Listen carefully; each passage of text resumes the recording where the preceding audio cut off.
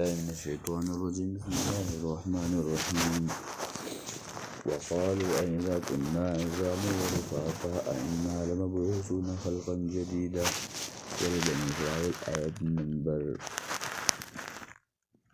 250. مخکې خبر را روانه وه او دغه خبره چلېده. مقاصد اربعه ذکر کول، توحید نه انکار کړی، د قرآن نه انکار کړی دی، د رسالت نه انکار کړی، د قیامت نه انکار کړی دی. او دغه شانتي معاملاتو کې په مختلف قسمه طریقو باندې دوی تاویلونه کوي او غلطي نسبت ورته کوي.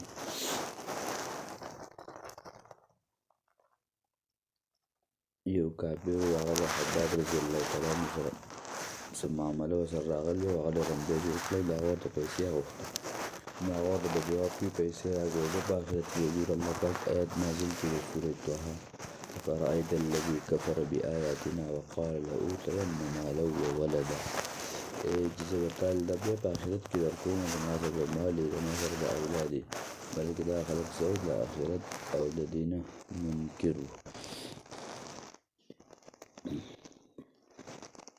او دغه شانتي د نبي علیه صلات وسلام په ذکر کوي چې دا خبره ستا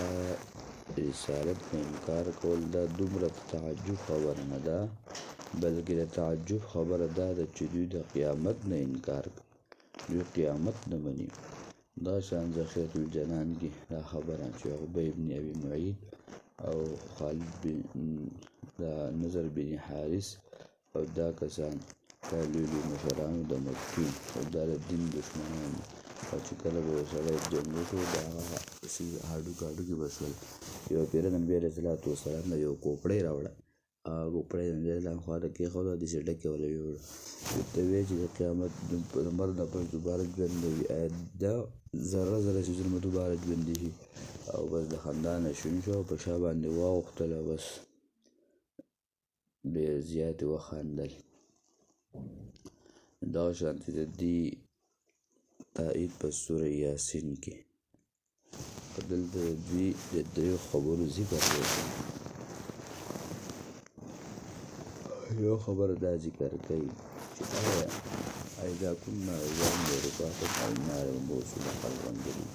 موږ به څنګه په نوي پیدایش سره ژوندي شو. دویم اعتراض د دې ځای پسې یقولون څوک به موږ دوباره ژوندي کړي، د دې په چا به د چا لاس وي. ویقولون متى هو دریم جواب، او دا به کله وي، دا به کله کېږي. بیا په ترتیب سره دا درې جوابونه هغه ذکر کېږي.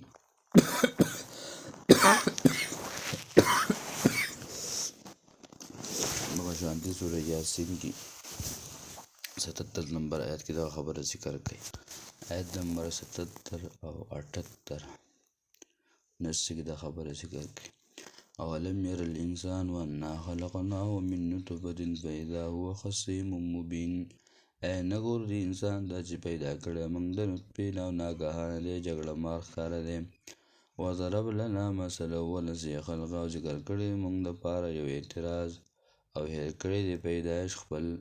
قال ووایه څوک به ژوندي کړي هډوکي، او حال دا دی چې دا خو ذره ذره وي. قلت ورته ووایه یحییها الذي انشأها اول مره، ژوندي به کړي هغه ذات، ژوندي به کړي دی لره هغه ذات چې پیدا کړی اول کله. وهو بكل خلق علیم، او هغه په ټولو مخلوقاتو باندې ښه پوهه دی. دغه شانتي سورة یاسین کې 77 آیت او صافات کې 14 نمبر آیت دی. 23 عبارت کې سورة صافات هغې کې دغه آیت ذکر دی.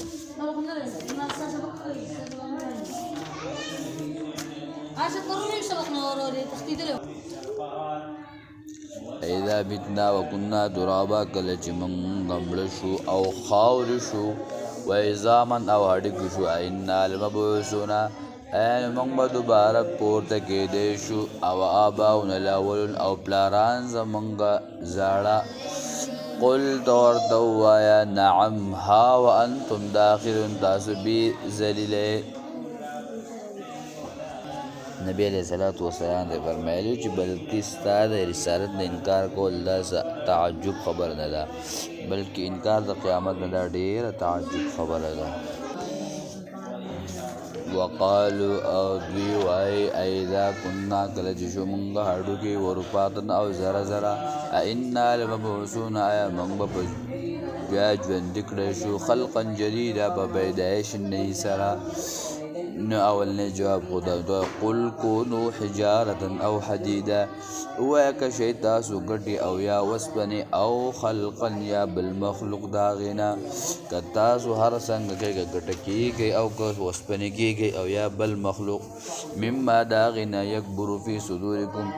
چې لوی وي ستاسو په سینو کې یعنې تاسو یې غټ ګڼئ تاسو یې لوی ګڼئ. مراد دې سره که تاسو څه شئ ملغلرې شئ که تاسو هیرې شئ خو بیا به هم الله وایي تاسو به دغه شانتې ګرځومه لکه مثلا د دې ورونه شو د مالګې او کله ورته یو خر دا لاړ شي نو هغه هلته څه شي هلته مړ شي نو هلته د فقه کتابونو علماو ذکر کړي دي که دې هلته مړ شو دنه ګټه جوړه شو د مالګې بس دی په هغې کې حساب الله وایي که تاسو هم دغه هم شوی خو بیا هم الله سوی زه تاسو څه کومه ژوندي کوم. یا یو عالم ذکر کړی دي چې په عربو کې یو درې قسمه ونې وي چې د هغې پاڼې مې کله د یو بل سره جنګېدي نو د هغې نه به اور کېدو نو هغه به چې بیا چا راوړي نو به څادر او په دې کې به بندې کړي او جدا جدا به یې راوړي ځکه وي داسې نه چې د یو بل سره وجنګېږي نو هغه عرب چې د ونو نه د شینکي نه اور پیدا کولی شي نو دغې نه دا نشي پیدا کولی او یا وایي مثلا که تاسو خاورې شئ یا ځمکه او اسمان شئ یا هغه چې ستاسو په دل او دماغ کې هغه غټ لګي نو الله وایي دا بیا به هم تاسو کومه ژوندي کومه. بس دویم جواب فسیقولون من یعیدنا نو خامخا وایي به دوی څوک به موږ دوباره پیدا کړي نو دوی هلکه د دې په جره چې بیا موږ پیدا کېږو بیا به څنګه پیدا کېږو قل ووایه هغه ذات فطرکم اول مره چې پیدا کړي یې تاسو اول ځل. الله سورة دهر کې هل اتی علی الانسان حین من الدهر لم یکن شیئا مذکورا تاسو خو هېڅ نه وئ بلکې الله وایي ما وجود ته راوستی ما په نقشې ته راوستی پیدایش خو د هغه شي ګران چې د هغې نقشه نه وجود نه چې اول ځل یو نقشه وجود موجودي نو هغه د دوباره ژوندي کول یا دوباره د څیز جوړول وجود ته راوستل هغه څه ګران نه دي. فسینغضون الیک او نو خوځوي به دوی ته د رؤوسهم خپل سرونه او وایي متاه کله به وي دا سر به چېرته چې هلکه دا به کله وي په وجه د څه د دې چې تا ته په ټوکو او په مسخرو سره دا خبرې کوي. قل ته ووایه عسا کیدی شي عسا به معنی د یقیني ده ای یکونه چې شي دا خبره قریبا یعنې نږدې دی دا قیامتو لکه نبي علیه السلام فرمایي ما خو قیامت داسې دا 2 ګوز ورسي زه څنګه راغلی به ما به قیامت داسې دی نو که موږ وګورو زموږ پلاران نیکونه او 1400 کاله د قرآن کریم وشو 19 روان دی او دا وخت تېرېږي او وایي به قیامت داسې یو د علما ذکر کوي چې کوم شی په آینده کې را رواني نو هغې د څه وایي نږدې ورته وایي او بیا علما ذکر کوي اول ټول اول نبی علیه السلام نه قبر مبارک نسی پاک شوی او ټول نه اولنی لباس په ابراهیم علیه السلام تو اغوستلی شي.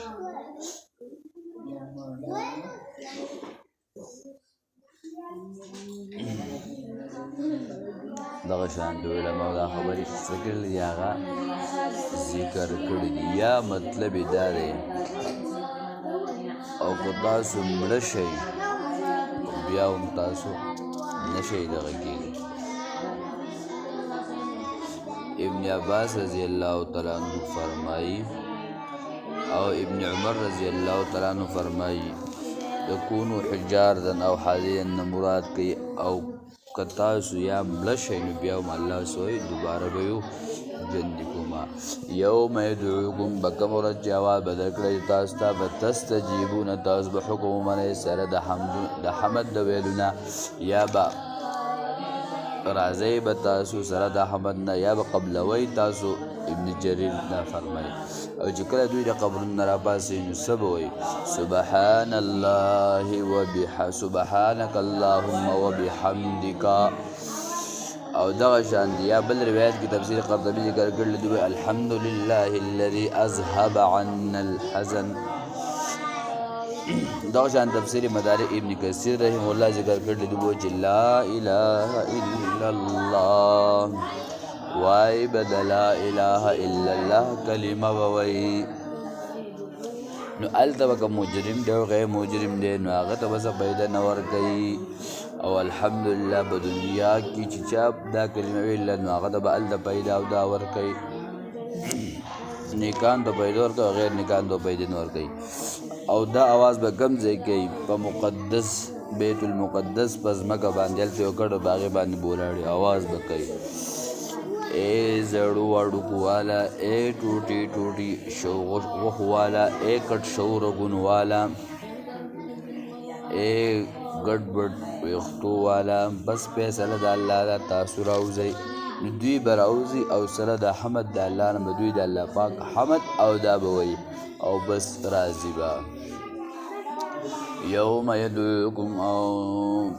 کوم ورځ چې آواز به درکړه چې تاسو ته به تستجیبون بحمدې نو تاسو به حکم ومنئ سره د حمد د ویلو نه وتظنون او ګمان به کوئ تاسو ان لبثتم چې نوی حصار شوي تاسو نوی حصار شوي تاسو الا قلیلا مگر لږه موده د سورې طه کې آیت نمبر 2 پورې ان لبثتم الا عشرا موږ په دنیا کې لس ورځې تېرې کړو آیت نمبر 104 کې وایي